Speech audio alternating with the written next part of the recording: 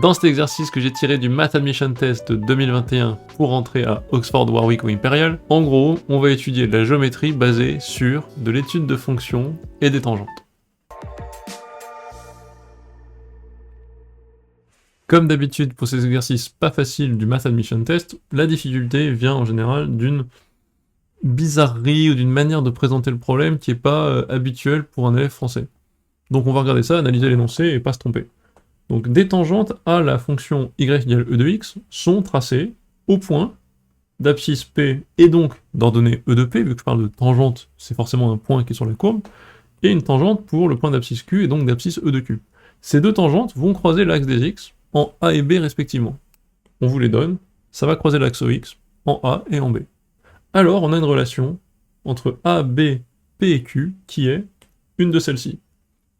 Honnêtement, aucune idée. Quand je vois ces relations, ça m'inspire rien. Je vois pas une intuition géométrique automatique quand j'arrive devant ma copie en faisant ça. Donc premier truc que je vous conseille, c'est au brouillon, faire une petite figure. Hop, vous tracez une exponentielle, vous tracez une première tangente avec ici le point A adapté, une deuxième tangente, vous avez l'autre point. Et on vous dit, il y a une relation entre les abscisses de ces points-là et ces deux-là. Comme là on voit rien, je vais vous faire, moi j'ai la chance d'avoir l'iPad avec moi, une figure un peu plus claire pour essayer de voir ce qu'ils veulent dire. On y est.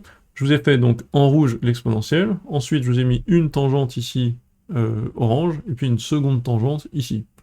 Donc les points dont on vous parle au début, c'est cela. C'est ce point ici, ça serait par exemple le point d'abscisse P, d'ordonnée E de P, parce que je suis bien sur la courbe et je trace la tangente. Deuxième point, ça serait celui-ci, hop, si j'arrive à le trouver. Le point de tangence en gros de la droite orange, qui lui serait Q, E de Q si vous voulez. Bon bah ensuite c'est pas très compliqué. On vous parle de A, bah, A ça va être le croisement de la tangente bleue avec l'axe OX, et B ça va être le croisement de la droite orange, l'autre tangente, avec l'axe OX. Et apparemment, il y a une relation qui reste toujours la même pour n'importe quel ensemble de deux tangentes, j'ai une relation qui reste constante, en tout cas qui est toujours, toujours pareil, quels que soient les points P et Q que je choisis. Donc on va essayer de voir ça en faisant un petit peu de calcul. Le Discord, j'en parle tout le temps, on est maintenant plus de 1200, n'hésitez pas à le rejoindre, c'est une communauté ultra positive, on parle de physique, d'informatique, on parle d'orientation, les gens répondent à vos questions de manière bienveillante, c'est vraiment chouette, beaucoup de partage. Allez, je vous laisse pour la suite de la correction, bye bye. Le truc qu'il faut écrire, c'est quelle est l'équation d'une tangente à une courbe, avec, dans le chapitre de la dérivée, c'est un truc qu'on voit quoi, quelle est l'équation de la tangente. Pour un point A donné, pour un point d'abscisse A donné, l'équation de la tangente à une courbe, à la courbe de f fonction dérivable, ça va s'écrire y égale f' de a fois x moins a plus f de a. Appliquons ça ici, je vais faire à gauche pour un point d'abscisse P, et à droite pour un point d'abscisse Q.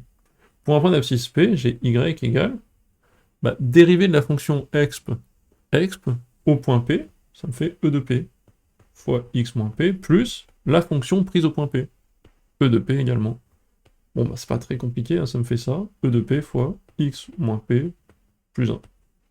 De la même manière, je peux recopier exactement le même raisonnement à côté, et obtenir E de Q, x moins Q, plus E de Q, et ça se transforme ici, enfin ça se factorise, en x moins Q plus 1. Traduisons ensuite, on comprend quand même quand on voit la figure que selon le point P, l'abscisse du point de croisement va varier, il y a une relation entre les deux.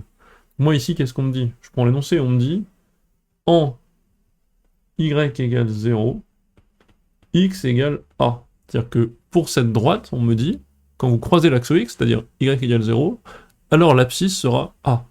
J'ai plus qu'à remplacer. Si je remplace comme ça, j'écris 0 égale e de p fois a moins p plus 1. E de p, ça dégage, et j'arrive à écrire une relation qui est a moins p plus 1 égale 0.